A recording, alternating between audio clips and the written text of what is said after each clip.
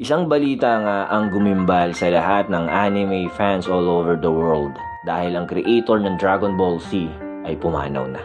Malaking bahagi ng pagkabata natin ng Dragon Ball Z, especially mga batang 80s at batang 90s.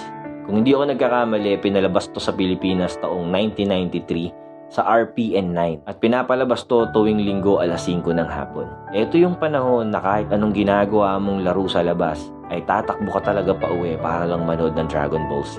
Kadalasan magkakasama kayo ng mga kaibigan at kalaro mo, nanonood kayo sa iisang bahay. Pagkatapos nyo manood ay magtatakbuhan kayo sa labas para gayahin yung mga moves at karate na napanood nyo. Magkakamihami wave kayo.